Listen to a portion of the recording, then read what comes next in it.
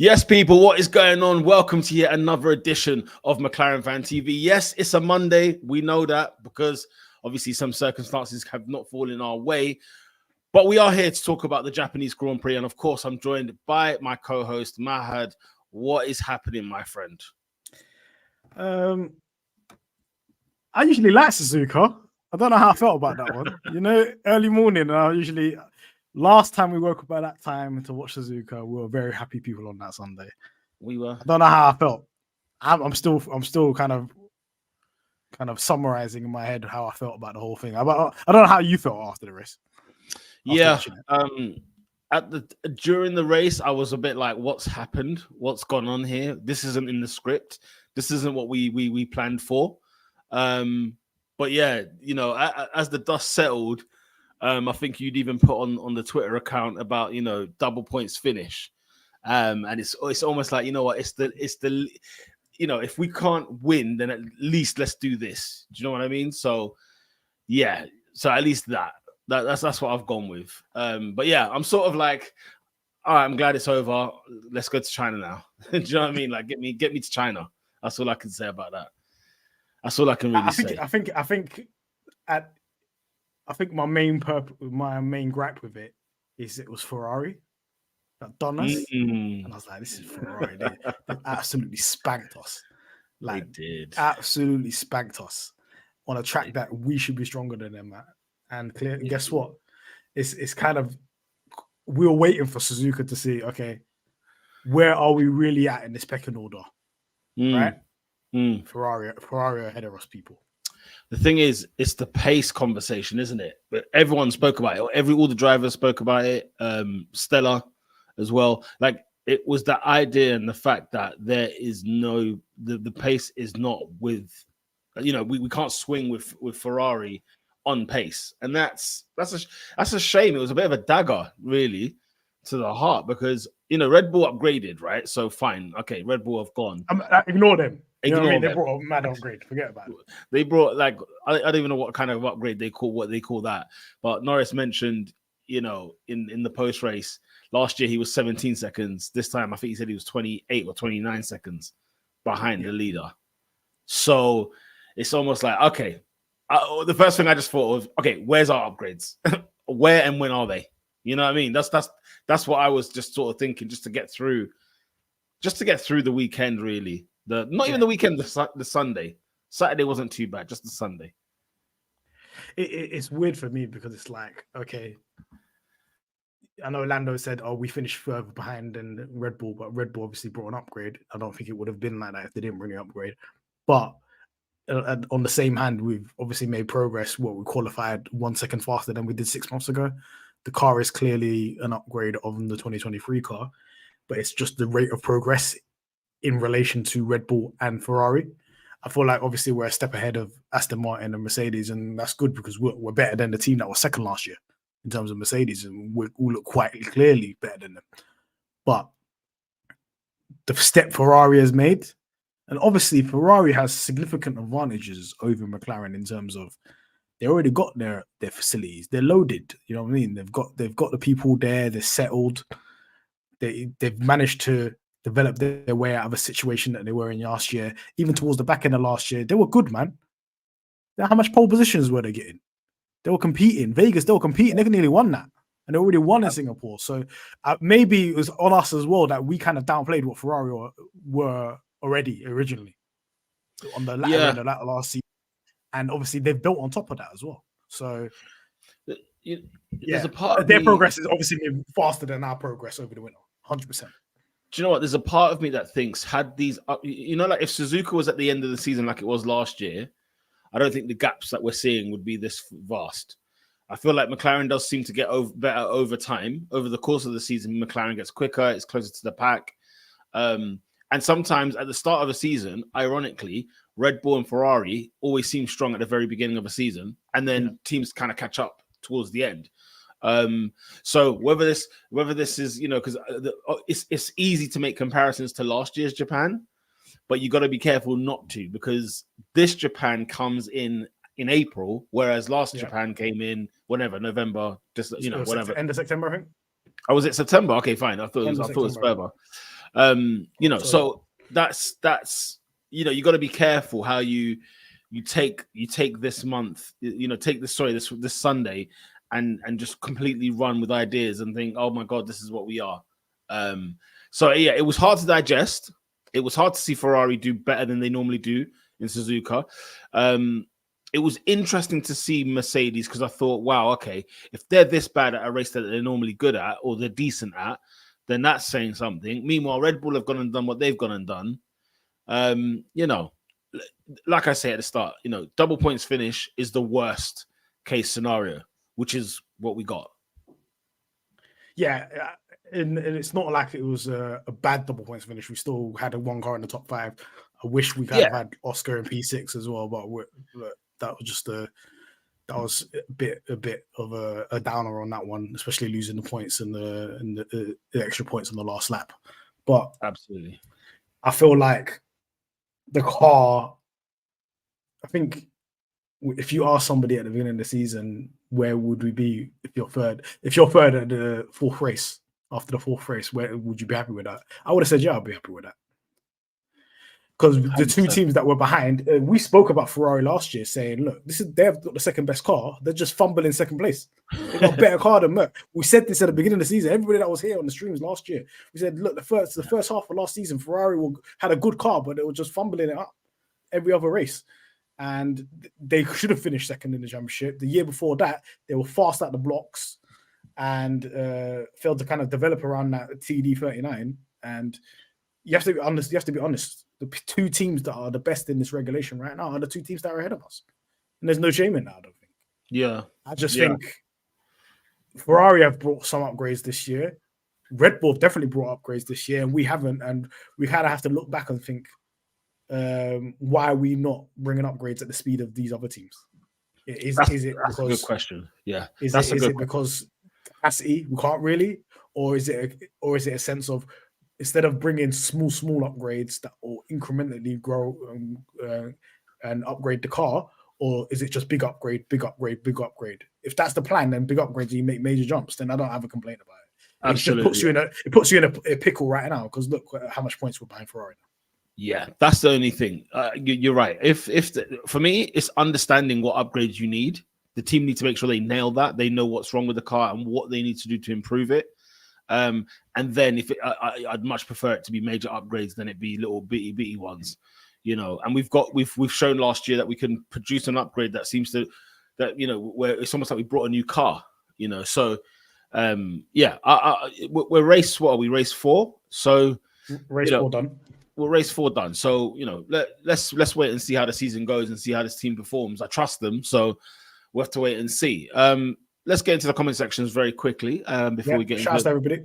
Shout out to everyone that's watching right now. Make sure you smash the like on the video as well. Thank you for joining us on a Monday night. Appreciate you.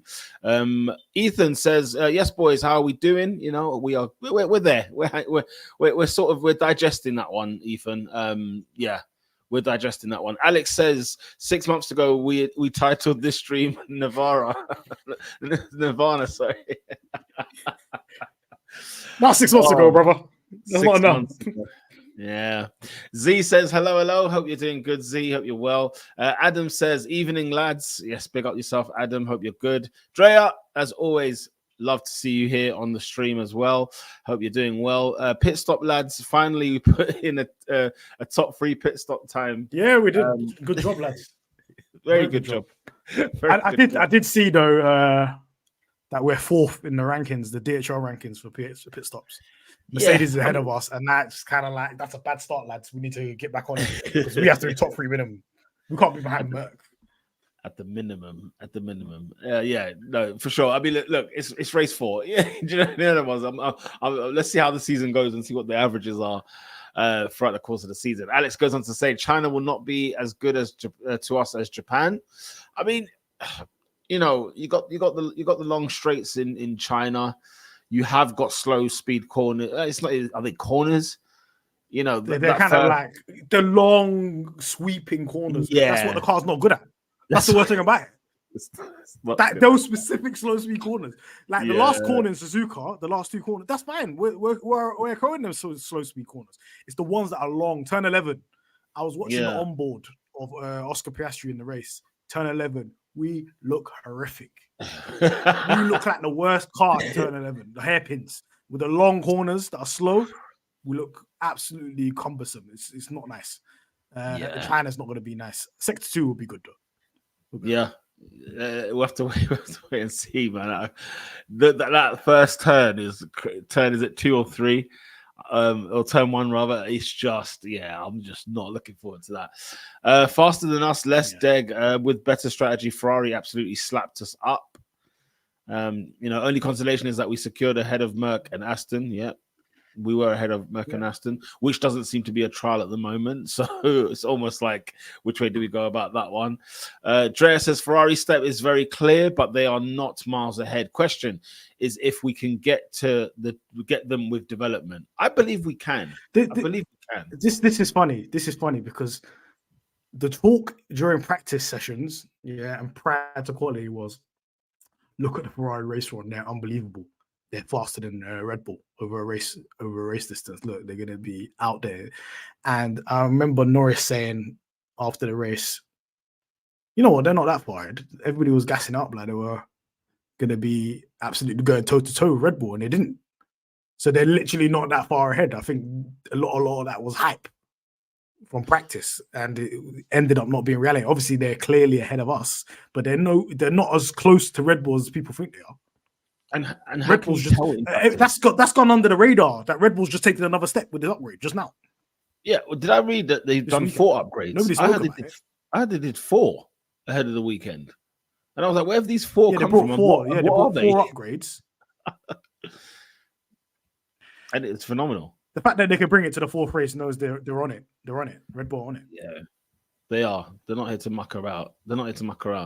Steph Lowe, hope you're good. Hope you're well. A mixed bag of a weekend, long season, but we need our upgrades to hit even harder than they did last year with how Ferrari is looking. Now, Mahad, I don't know. Do you think this is more of a people are getting a bit scared and frightened by what they saw on Sunday, and is it still too fresh in the mind?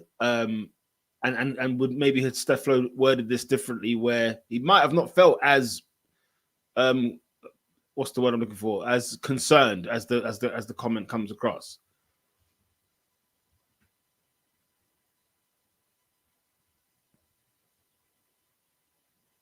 Oh, you're on mute, Cuzzy. I was thinking, have you heard me?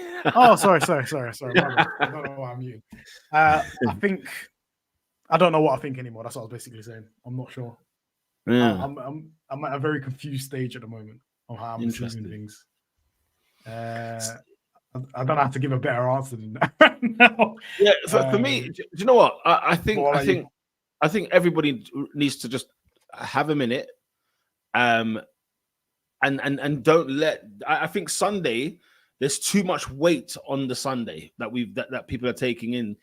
We're very emotional fans, right? And I understand totally that we want the team to do well. We saw a trajectory that we were like unbelievable, and we're hitting a few more. We're learning a new level at this stage of a season, and at this stage of the car, that I think we don't need to necessarily get too concerned about just yet. Like, for example, Steph's saying here that we need to have upgrades that are even harder than they hit last year. I don't necessarily agree with that line, purely because last year we had to go from A to Z very quickly.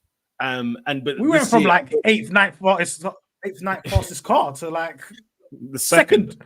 Yeah, exactly. So I don't think we need that much of a jump, but I think, as I said, I think there's a few. The thing with Formula One is what I love and hate about it, because what I love is that there's the fact that there's so many other nuances that people need to take into consideration, that it's not just a simple black and white. This is where we are. This is who we are. This is what the car looks like. Because weekend to weekend it changes, track to track it changes, temperatures change, and the fact that we have, like I said, Japan being a race in April, I don't think people are considering this. I don't think many people are actually taking into a fact that this race has come so far early in the season that it's going to be a little bit unrecognizable. I mean, the race itself on Sunday seemed like it was a lot more competitive than what it used to be. Wasn't this a track that was, that was hard to overtake and all that kind of stuff? So now the gaps look smaller, no? Yeah, the gaps are huge. Last 6 months ago. Yeah. And Norris like 20 seconds ahead of fourth place. Well, there you go. So I yeah, think you're right on that point, and I don't think people are taking that into account when they're analyzing the kind of performance gaps between different teams. Give me 1 second. I'm just need to sort my internet out. Yeah, do your thing. I mean, I'll go through these comments. I mean, to you know, Steph, to your comment, I think all things need to be factored into a race weekend, like everything, like even the minutest of things. Whereby, you know, we gotta look at what was Ferrari's situation as well heading into this weekend. What was our situation heading into this weekend? You look at the race.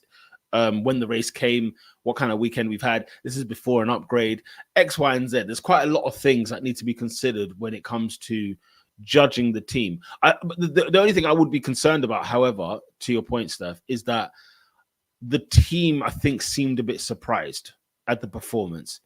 And that's a little bit of a, you know, there you might have to say, do you know what? Okay, if the team are acting, you know, because they said that they don't have the pace, but they didn't actually get to why, or that they were expecting Ferrari to be as good as they were, or whatever the case may be. That's where I would be a little bit like, okay, guys, did we not consider this heading into the weekend? You know, we have to wait and see. TSJ, awesome. Hope you're good. Hope you're well. Says strategy needs to improve. Yeah, we can talk about the strategy for sure when Mahad comes back, because that was a very interesting one. Lando Norris had some interesting comments as well, asking about, you know, why are we covering Russell and why are we pitting so early, and you know, when was the right time to pull the trigger, that kind of thing. So that's an interesting conversation. Definitely we will talk about. Adam says drivers didn't do much wrong, just the team let the drivers down. Just need the upgrades to come as soon as possible. Yeah, I think a lot of people are feeling that way, that the team let the drivers down.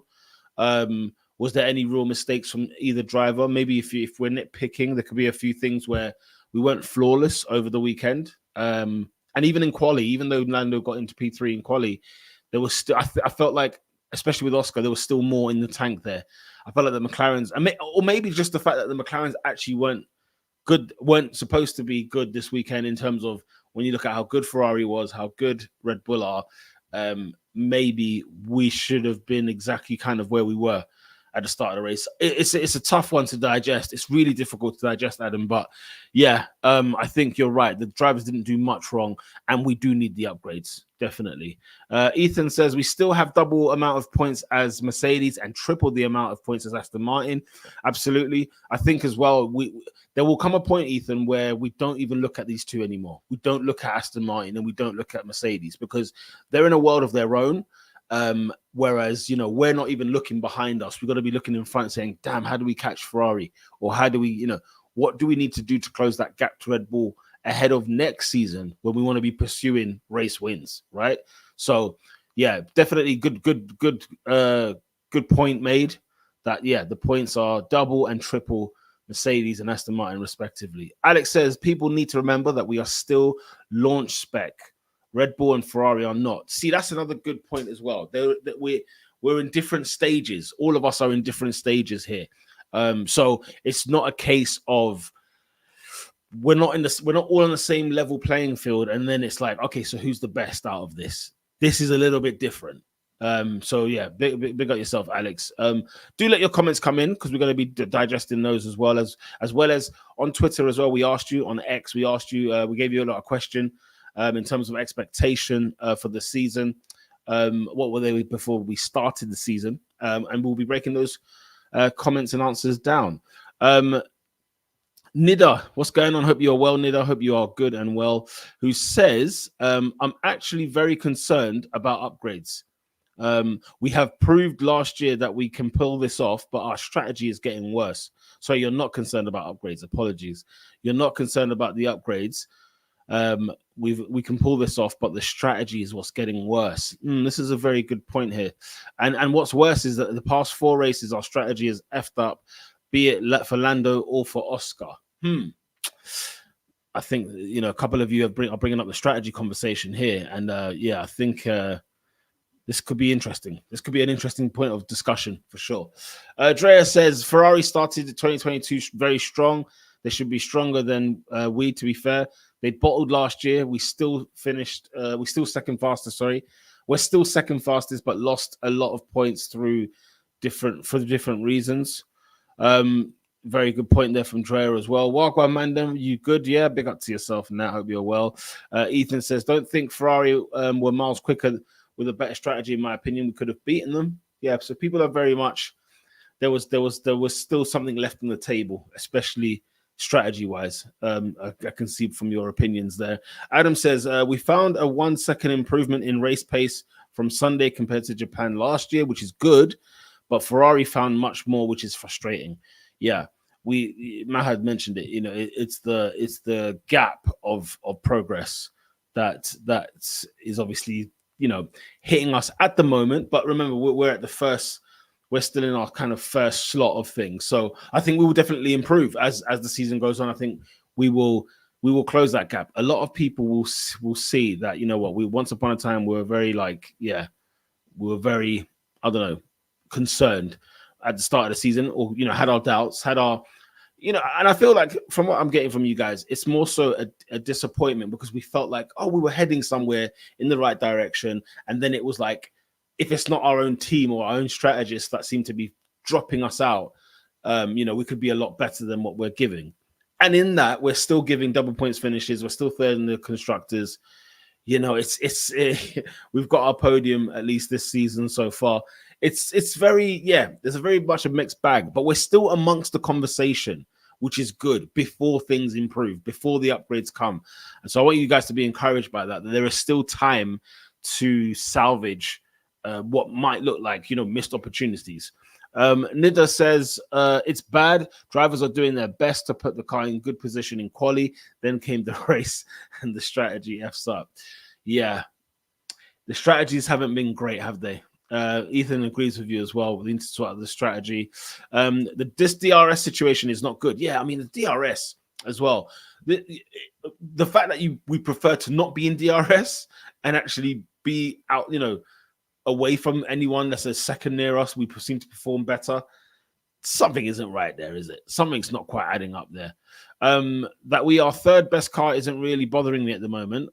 Just think that we lose points through strategy. So everyone seems to be in agreement about the strategy here, that the strategy is the concern. You know, the car is what it is. The pace is what it is. It's probably the third fastest car on track. What are we doing with that third fastest car on track? Are we maximizing every single ounce of that? You know, that's the questions I think people are more frustrated about, and with every right to. Nat says, Red Bull looking scary, man. They just win races so easily. I mean, they're frightening. They're absolutely frightening what they're doing at the minute. And with everything that's been going on with them, you think this is the time to actually, you know, push. Steflo says it's because we're still figuring out our technical leadership with Sanchez. Yeah, I mean, Sanchez going, we should discuss that at some point as well, when Mahad comes back, because it almost seemed like, you know, the idea that seemed like nobody knew what the role was, or the fact that Sanchez felt like this isn't the role I signed up for, and McLaren agreeing with that and sort of leaving mutually. It didn't end like, you know, it wasn't like a hostile split or a gardening leave situation. It was just like, you know what, fair enough. We probably don't need you anymore. See you later. You know, whether that's a good thing or a bad thing, I have no idea. I couldn't really tell. I was trying to read between the lines of every article I've written on this, and I couldn't quite make sense of it. So not entirely sure. Australia and Japan, Lando should have beaten Leclerc's strategy, let him down, says Ethan. Yeah, we could have had more. China's going to be stinky. Listen, people, China's going to be, it's going to be interesting. It's going to be interesting, and maybe we just need to make sure we have the upgrades in place or something. I mean, you know, some I don't know. We have to try and salvage. Mahad, a lot of people have been talking about this strategy, and Steph mentioned about David Sanchez not being around anymore. How bad is the Sanchez? How bad is the strategy situation this season? Is it costing us far too much? Retrospect, when you think about it, points wise, it's not costing us a crazy amount of points. It's a bad situation though. I'll acknowledge that the clarity and calmness on the pit wall is not there in terms of strategy, right? There's a lot of overthinking going on. There's a lot of sometimes not reacting to stuff that's happening around you during the race. And or maybe underreacted or overreacted to stuff that's going on in the race. And right now, we need to iron this out, because when we do get the opportunity to be going for race wins and actually being competitive throughout our season, hopefully in 2025, this is the kind of stuff that hinders you. And we just unnecessarily, and I don't think the points themselves are that many points that are being lost. It's just unnecessarily being lost, if that makes sense, right? And this is not something that's new. The strategy's been bad for a long time, to the even days of Carlos Sainz being on the team. The strategy has not been top, and obviously it's not been under the spotlight because we were towards the midfield or we were towards the back. It didn't really matter. People are not paying their attention, but now people are seeing, look, you see how the way people used to notice Ferrari mucking things up? People are noticing now that McLaren do that. And one of the biggest high-profile one that they get away with is obviously Sochi 21, because clearly that is on the pit wall and it's not on Lando, but obviously Lando takes the flak for it. But these are the type of things that kind of needs to be ironed out now. When we put the title, it says we've got some issues to iron out. That's one of the major issues right there. Yes, the car is slow, but the strategy needs to be on point in terms of reaction and understanding what's going on around you. Obviously, Stella has given some reaction to given some feedback on what they were going through, what their thought processes were at the time, right? And initially, the beginning bit of the race, when they pitted Lando early on the mediums to try to go for Perez, that's the type of strategy I want to see. So that's good, right? Because McLaren of old would have never done that. They would have never gone on the attack and tried to do that and get track position over Perez, right? Yeah. And then it's really about, so the initial idea, I think the two initial ideas of keeping two hards tires, because they clearly knew that the car was good on hards and not mediums, which was true. That's objectively true. So keeping the two hard tires was good. That's a good strategy. Secondly, boxing to get ahead of Perez and get ahead of Sainz. The fact that they weren't even looking at Sainz, they were like, we need to get ahead of Perez, that's to me, the intent of that strategy is a good strategy, right? Yeah. Yeah. But once you get into that situation where Perez has just breezed past you and you realize, okay, you do not have the pace to swim with these guys, right? And now you've compromised your race to Carlos Sainz, right? What you got to do is just consolidate fourth place or try to go for third with Sainz. Yeah. You're already because you pitted up, you're already at a disadvantage for the rest of the race with Sainz, right? Yeah. Because you tried to go for Perez. So you tried to go for attack. It didn't work out. Oh, we can't really swing a Red Bull. Oh, bad. And now Sainz is going to have a tire advantage on us for the rest of the race, right? Yeah. Then you've got the whole situation of putting some hards on, the tire that you know is quick, and then running them for, I don't know how many laps was it? 11 laps? 11. Are you taking the piss? Yeah. Are you taking the piss? Yeah. Like, for real, like, honestly, yes, you're reacting to Leclerc, right? Yes, you are reacting to George going quick and Hamilton and thinking they're going to do a one-stop, right? So you're reacting to the one-stoppers and you don't want to lose position, yeah? First of all, forget about them, man. That's not your race. Your race is with Sainz. Stay focused. You literally just need to stay focused at that time. This is where I said overreacting and doing big brain and looking at all the kind of outcomes that could happen during a race and what could happen. Sometimes you can do it over the top a little bit. Yeah. Because what you've done is you've lost that tire. Why sacrifice that tire? For the sake of trying to deal with the Mercedes and to deal with Charles Leclerc. Forget about them. Man, not doing at that moment in time, people thought Mercedes was doing a one-stop. Leclerc was doing a one-stop. Forget about them, man. Yeah. Forget about them, man. Because at the end of the day, if Leclerc pits, you got track position over him. The guy just went off the track. He did, yeah. He literally just went off the track. Yeah. Yeah, so just let him go in the pits and just build up. We were fast on the hard tires. Carlos Sainz was fast on the hard tires at the end of the race. Let him go. He was going to be in clean air. Let him just build up a gap and your races with Sainz, right? Even if I don't personally believe he's not going to beat Sainz in that race because you've already given it up in the first stint, which was fine because you tried to get Perez. That's fine. That's not a problem. Yeah. But after that point, just consolidate fourth place. Don't be doing all these big brain stuff about the one stoppers.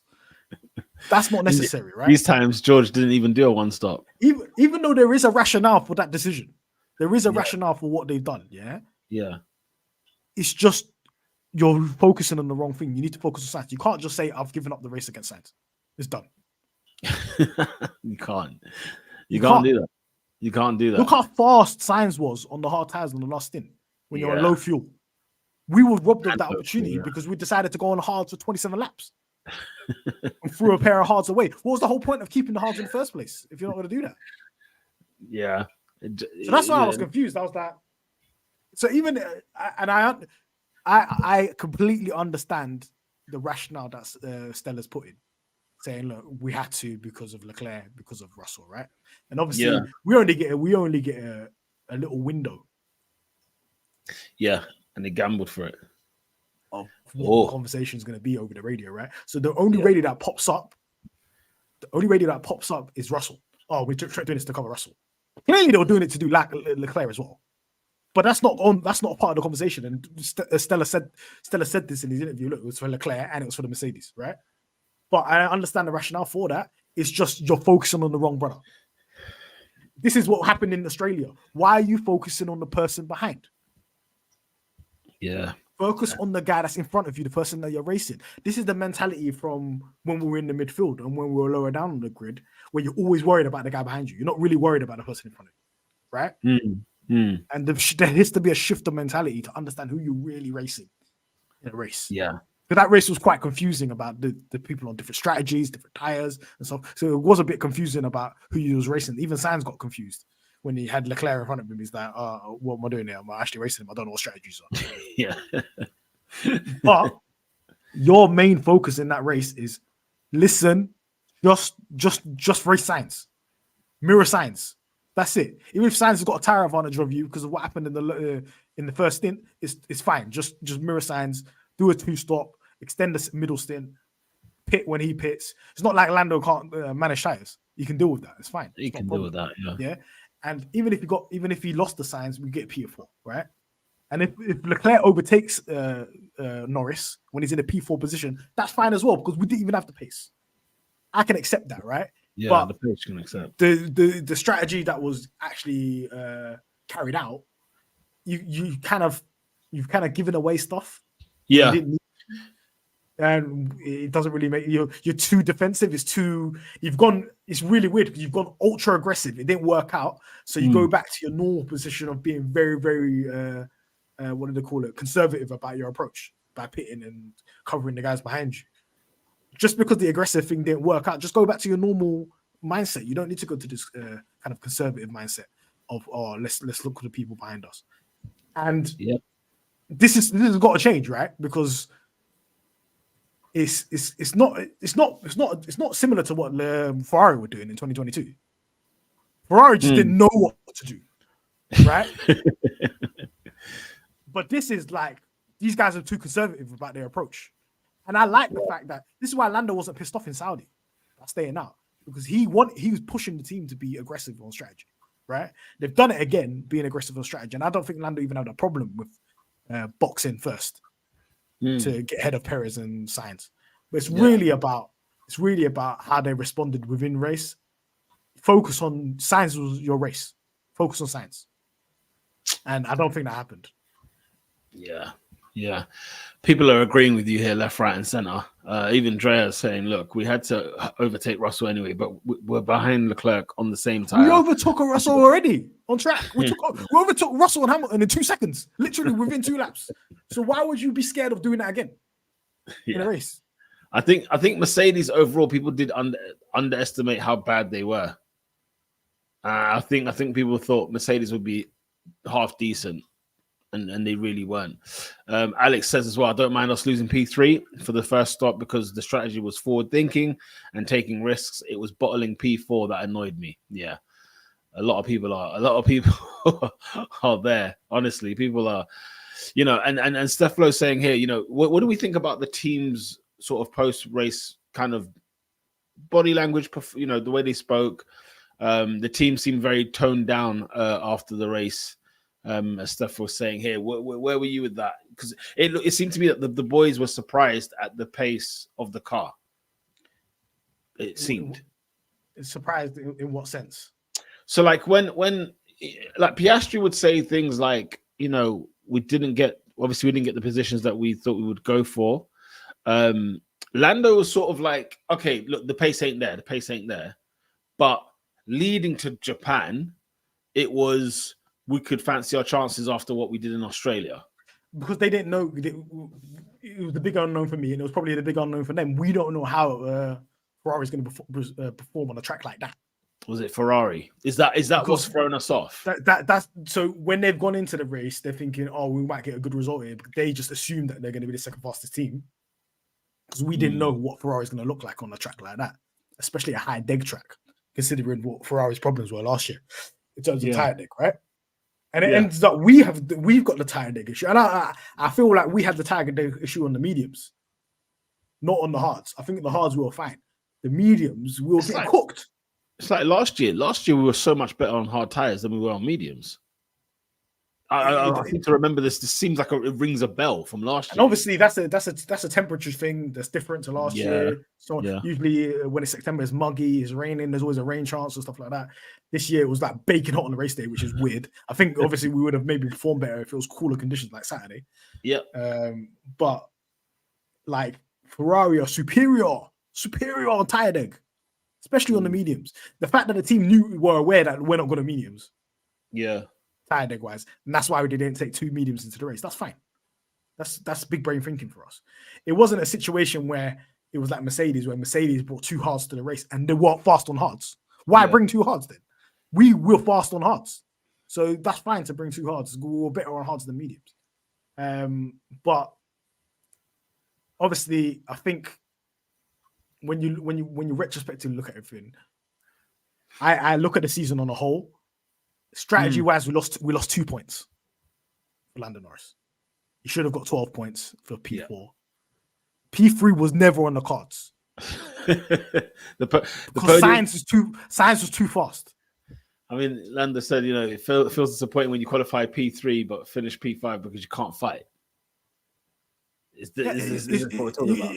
And that's true. You can't. He didn't have the car underneath him to fight with Sainz.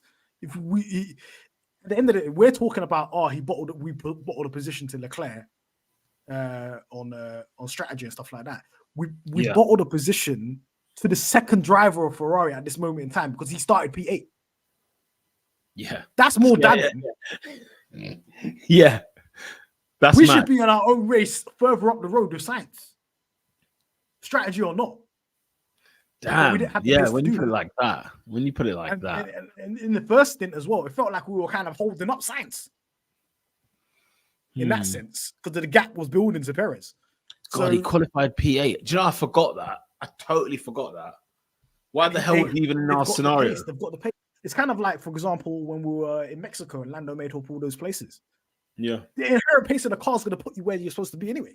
Yeah. The same, even though Leclerc did a fantastic job on one stop, you know what I mean? Like, and we've got let's list the issues that we've got, because we usually talk about quality, we talk about the race. Let's talk about everything overall. In a nutshell, yeah. We've got this DRS issue. We're not good. We might as well not have DRS. How are we going to overtake? Someone mentioned it here about DRS, and it was just like, what is the point? I think it was Z who mentioned it, and it's just like, what is the point? How is it that we get to a scenario where we don't even want DRS? Why? How and why? This is such a bad situation that if we had DRS, a decent DRS, not even the best one, a decent one, Oscar's P6. Oscar gets past Alonso. It's done. Yeah. He'll probably be P6 in his own race. He'll be all right. He'll be all good. The fact that one issue cost Oscar Piastri all the way down to P8, because he wouldn't have even been in that scenario, Russell, if he just had the good enough DRS. Look how much time he was behind Alonso within 1 second. Yeah, he was there for a bit, wasn't he? He was there for a bit. if we had a good DRS, he overtakes him. That's fine. The car is faster than the Aston, upgraded or not Aston. It does not matter. The McLaren. It's like Aston Martin knew. It's like Alonso knew that this guy's not beating me in DRS. All I need to do is not get overtaken after the S's. That's all Alonso had to do. Yeah, exactly. And the Piastri is going to be there forever. And of all people, Alonso in that car. I know. You're not overtaking him. It's done. It's the worst driver in the world. You would want to have that to be up against with that, with his knowledge. You know, it's nasty. Shout out to Les. Oscar's race was kind of hampered behind being there, and then another thing as well. Yeah, you know when Lando's chasing Leclerc after the pits. Yeah, and Oscar's there right in front of Leclerc.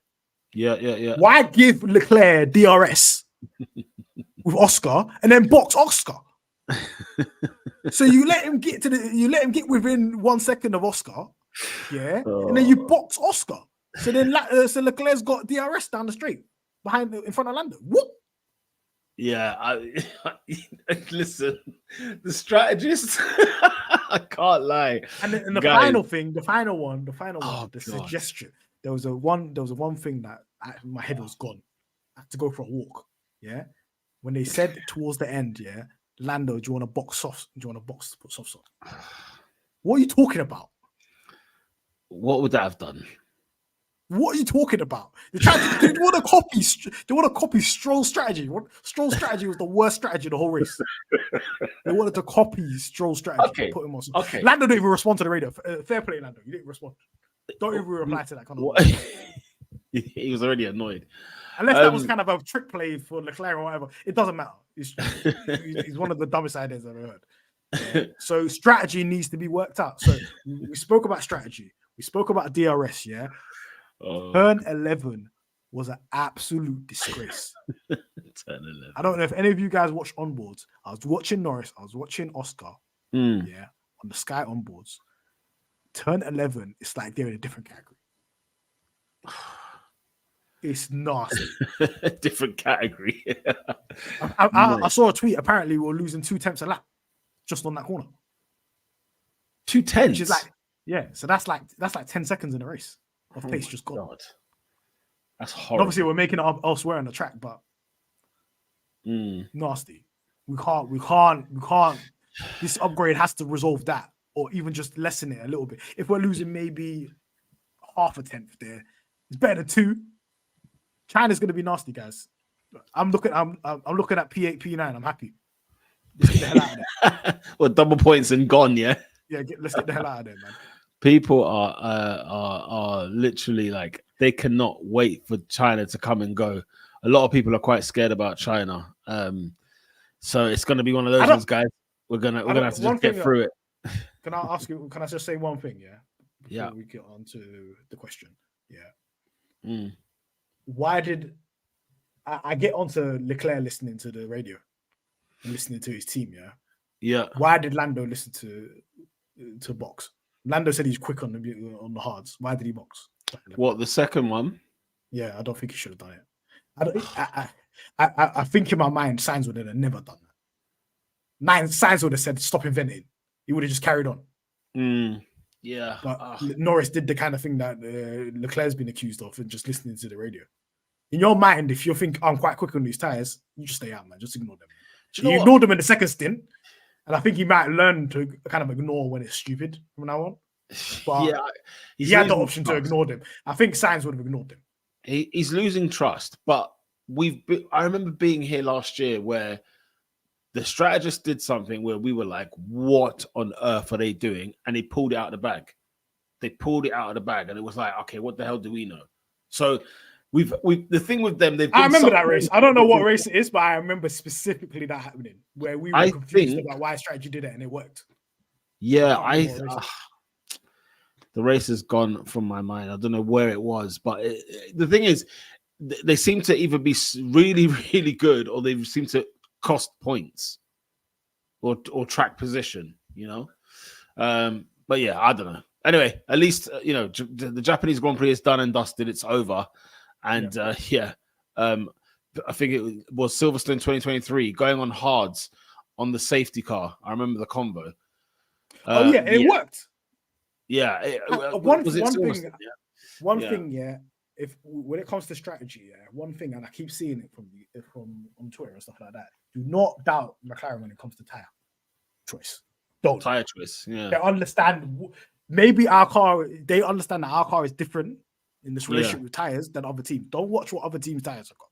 Yeah. One thing that McLaren understand is their tires. So which one's going to be the quickest? The fact that they knew to bring two hards to the Japanese Grand Prix, they knew already that they were fastest on hards. They knew in Silverstone 23 that they're faster on hards.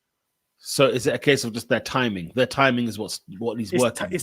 I don't think it's even particular timing. I think they initially go in with a good strategy. It's the problem with reacting in real time to what's going on around you. I think that's the problem. They just you hear about it in football, like in-game management. When stuff is going down, and you need to make a sub and all that kind of stuff, and you get it wrong every single time. That's in-game management problem. We've got an in-race management problem. In race, okay, I'm with you. Like if Sochi 21, if it doesn't rain, masterclass. Yeah, beautiful. Or if it doesn't rain and he stays out, or it only rains a little bit and Hamilton's gone in for inters or whatever, and he's just won the race, masterclass. Yeah. Fair.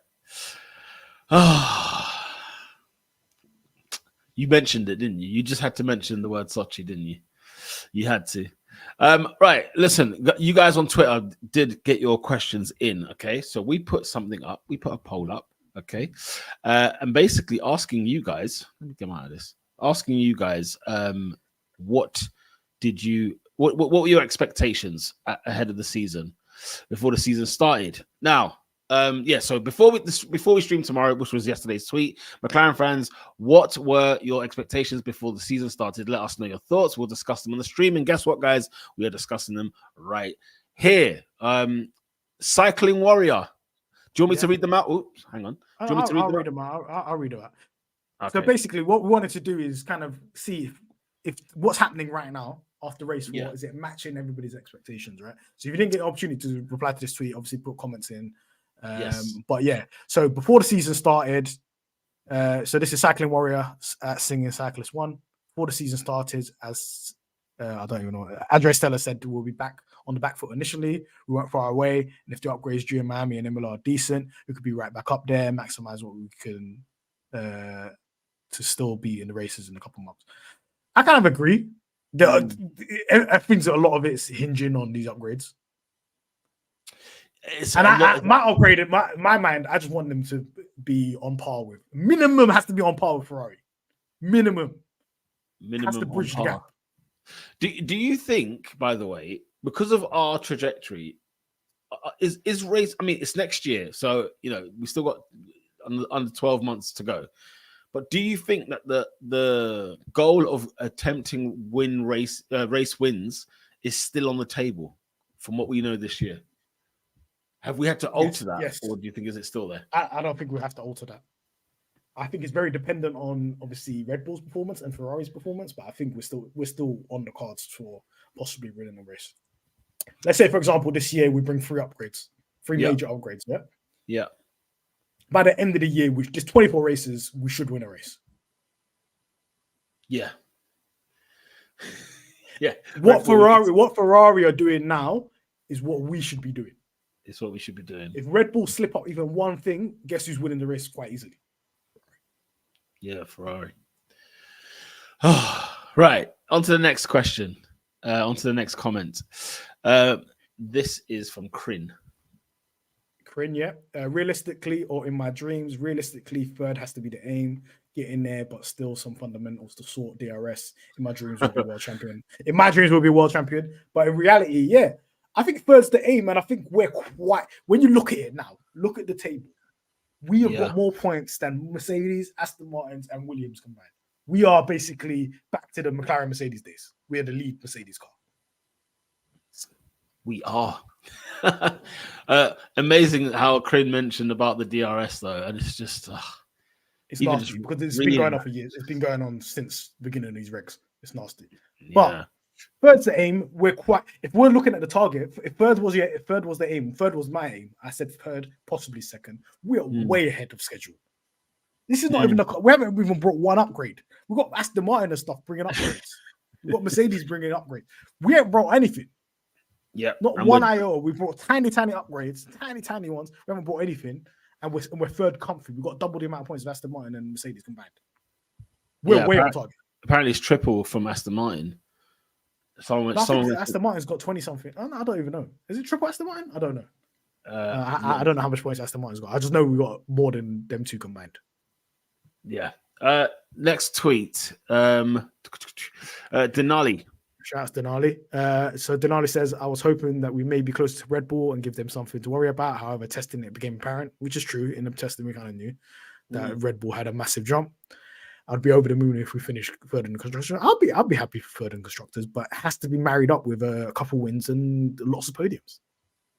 That's it. Yeah. Third in constructors is fine with me, but it has to come with those two caveats right there. How you finish third is important, isn't it? How you finish third is important. This is Lando Norris 4_NV. Yeah. I expected us to be ahead of Ferrari and closer to Red Bull, just how we ended last season. I expected us to fight for wins and not just get into the top 5. This is honest. I see. I think a lot of people had this expectation, and we kind of said, you need to chill out. We said that at the beginning of the season, right? Pre-season testing. Yeah. We weren't quite ready for it yet this year. We weren't ready for Red Bull. And Ferrari looked good in testing. And we kind of warned it last season. Look, towards the end of the last season, Ferrari are good, man. Yeah. Ferrari are good. We obviously there are rivals and stuff like that, but you have to understand these guys. Look, we built this car in our old wind tunnel, just like Drea said here. Yeah. Yeah. The new tools are not being put into place. The new tools are working on the upgrades that are happening right now. Right? Yeah. Ferrari had all of that in place in 2020. Under the Bonotto era. They got their new wind tunnel sorted out, they upgraded it. They got all the simulation tools sorted out. Everything was sorted out. So when they hit 2022, bang. They did, but they had everything there. They had all the staff there and everybody there, right? We're like, we are a step. This is reality. We are a step behind Ferrari in every aspect. Just because of where our starting point was way worse. Yeah. Than Ferrari. Ferrari were winning races in 2017, 2018. We were not there. We were in the doldrums. The fact that Ferrari got to 2019, they were still winning races, got caught, went all the way down in 2020, and then came back up again, just shows the kind of resources they got. Yeah. That's exactly what you got. So for us to be, for a fan, I don't know, maybe it's different because different fans jump in at different times. For me, I have a respect for Ferrari. You know what I'm saying? I know what they're about, right? Yeah. Are they about it to win a championship anytime soon? No, but they're a competent team. They're always in and about. Yeah. They're not in the doldrums. They're not 8th every season. You know what I'm saying? That's true. And for us to have that expectation that we'll be ahead of Ferrari were good at the end of last season. They were good in AD. They were good in Las Vegas. They nearly won Las Vegas. Yeah. So we should have the expectation to be better than them, but everybody has their own opinions. And obviously there was large parts of the season last season where we were better than Ferrari. So it's a reasonable thing to think.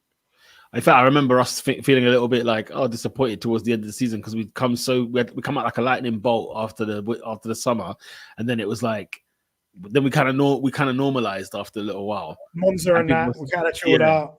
Yeah, and we were like, we're disappointed, and it's like flipping out. You know what I mean? Like we were here and there and everywhere.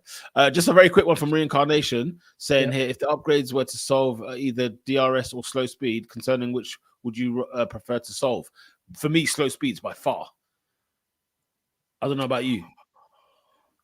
I'm sorry. I would say, okay, let's say this, yeah. If we sorted out slow speed in Suzuka, we would have been on pole. There you are. The slow speed losses is why Lando Norris wasn't on pole.